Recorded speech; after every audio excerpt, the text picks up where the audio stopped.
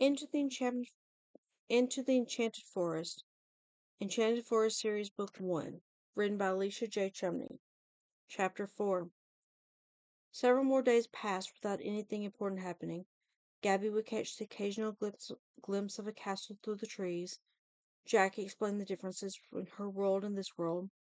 When his habit of drilling her over the proper way to address people in various stations of life became tedious, often Gabby wished another bridge would appear so that she could toss him over the side of it.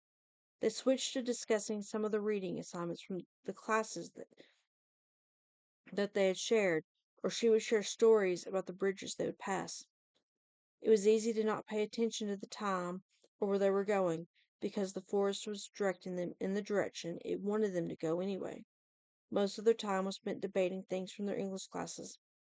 Jack had wanted to know more about some of their readings, having never actually done any of the research for any of the papers that they had been required to write. "How did you get away with that?" Gabby finally got up the nerve to ask him one day. I was auditing I was auditing the classes. Nobody seemed to notice that I was auditing every single class that I was taking. That way I could still sit in on the lectures, but never had to do any of the necessary essays or papers. Jack looked pleased with himself at being able to get away with using what he considered a small amount of magic in the non-magical world. Gabby simply shook her head in disbelief. "At least you did some of the readings. I still remember how stunned Dr. Prescott was when you stated that Grendel was mad about not being allowed to live at Hawthorne's Hall because he was a monster." The memory still left him confused. He had trouble chalking up the different interpretations to the different lifestyle he had lived compared to his classmates. "I do not know why so many people were terrified of Grendel. They could have stood up against him if they wanted to. Was there ever any proof that he was a monster?" "Well," Gabby raked her memory, "he was eating them." "And?" he asked her as if it didn't change his opinion. Shaking her head, Gabby described what she remembered from her high school class when they had discussed the story. "Grendel would tear them apart limb for limb and could easily decimate the kingdom. Then Hrothgar should have I apologize for mispronouncing his name, should have destroyed him. Everything was black and white to the huntsman, and all he could think was that the king should have protected and fought for his people, even if it meant rushing towards his own death. He couldn't. It would have left his kingdom defenseless when Grendel destroyed him." Gabby paused as she happened to see something moving up ahead. It would be the first time they would encounter something besides trees and the occasional bird or talking animal. "Besides, I always pictured him with a tail." Before Jack could say anything else, she continued, "But you come from a place where animals can talk and monsters really do exist." Looking ahead, she saw that unidentified something she spotted moving on the side of the road.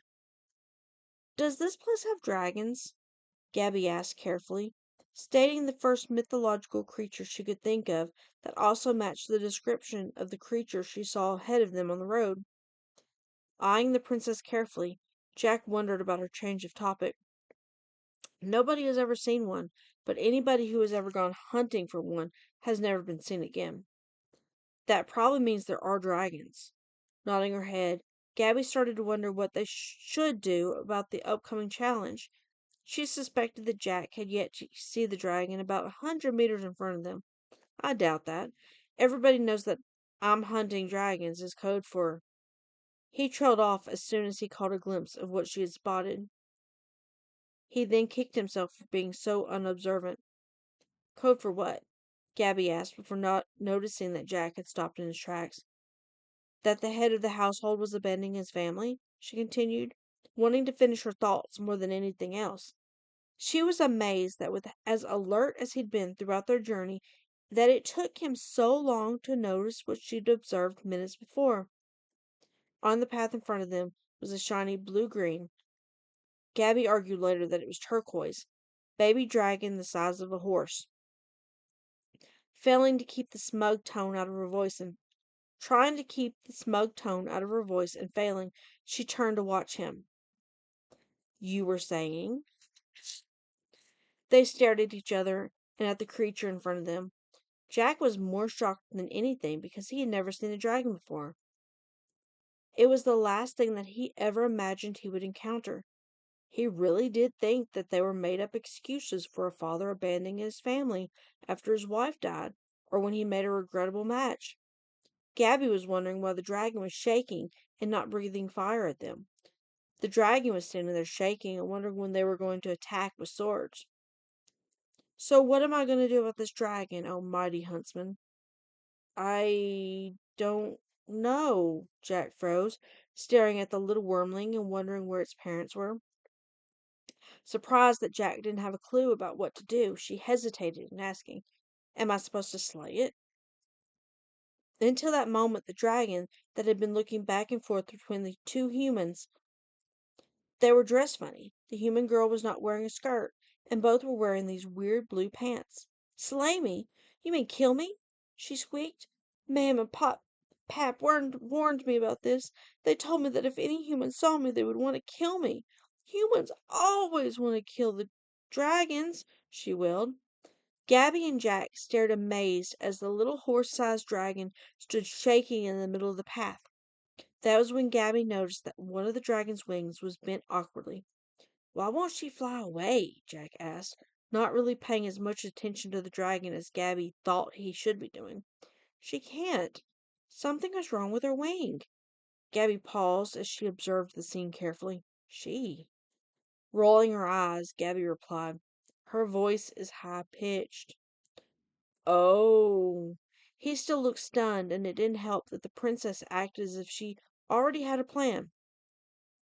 "Will you please quit talking about my poor wing and kill me already?"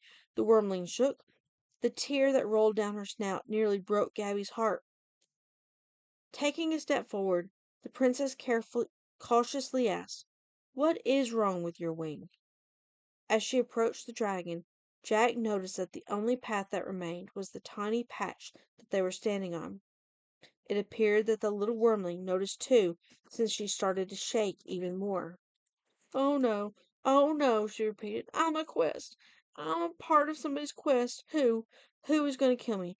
Which one of you has the pleasure to kill a poor, defenseless, and injured dragon in a quest to assure their little patch of the world that they are worthy of sitting upon a blasted throne?"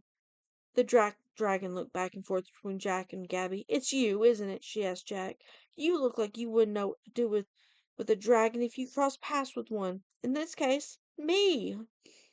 "Actually, that would be me," Gabby whispered, looking at the wing.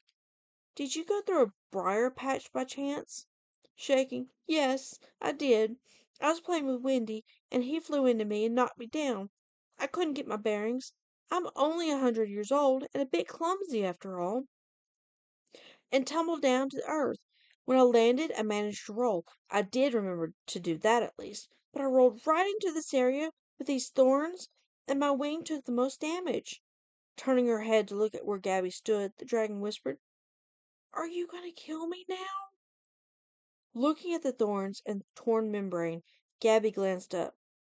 "Why would I kill you? You haven't done anything to us." "Yet," Jack mumbled. "Hush." The princess scolded him before turning back to the dragon and questioning her. "Why didn't you flame at us or anything? I get why you didn't fly away." Pausing. "Hold still for a few minutes. This might hurt." "What are you doing?" The dragon smiled when Gabby jerked her head up as soon as she realized that the wormling had turned her head and neck to where she could see what Gabby was doing. Startling humans was fun when they weren't armed with swords.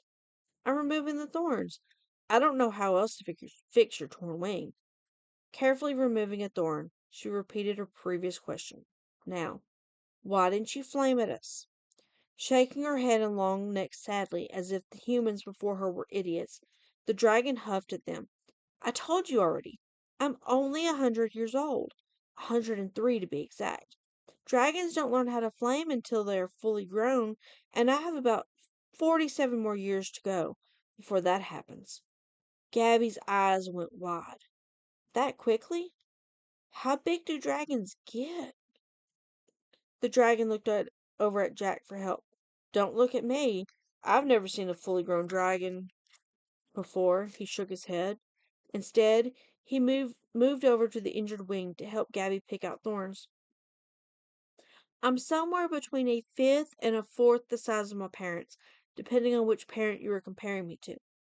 I'll probably be smaller than my pap because my mam is smaller and I'm a girl. What is your name? Seafoam, the wormling proudly proclaimed. Mam says I am the color of the sea, and she teases pap about playing in the foam. That is a very pretty name. I'm Gabby. Jack rolled his eyes, a very un-Jack-like action. This is Her Royal Highness Princess Gabrielle of Wonderland, he corrected Gabby's informal introduction. Gabby chuckled as the dragon's eyes grew in size, making her look like an oversized puppy dog. A princess? A real life princess? I've always wanted to meet a princess. Nobody's going to believe that a princess helped me with my wing, the wormling rambled as she lowered her head in a bow. It's a pleasure, princess. Gabby, the princess interrupted. Please call me Gabby. Princess Gabby. The dragon sighed with pleasure, still bowing. I'm on casual terms with a princess. This is the second best day of my life. Look up, Gabby commanded. No, Seafoam, just call me Gabby. I was not raised here. I'm not used to being a princess quite yet. Until we get to Wonderland, I am just Gabby. Can I join you? Seafoam grinned. I can't fly for a few more days until my wings completely heal, but I can look big and intimidating if anything tries to attack you. She looked over at Jack as if he was incapable of doing the job. She'd seen the way he had frozen up when he'd first seen her. Pulling her aside, Jack tried to argue with her about the safety of allowing a growing dragon to join them on her quest. She's a growing dragon. She's going to accidentally hurt us. The only thing that Gabby had to say in response to his protests was, don't ever say that something is unlikely or won't happen or doesn't exist again. Every single time you have, the forest has thrown one directly into our path. Gabby sped up, not caring how much distance she put between Jack and herself. In fact, at the moment, the more space between them, the better. He had thoroughly annoyed her in his attempts to persuade her to leave the wormling behind. What did I do? Jack asked Seafoam the dragon. She's grumbling about idiotic men. So it's probably because you are a man, Seafoam answered. Jack did not bother to correct her grammar.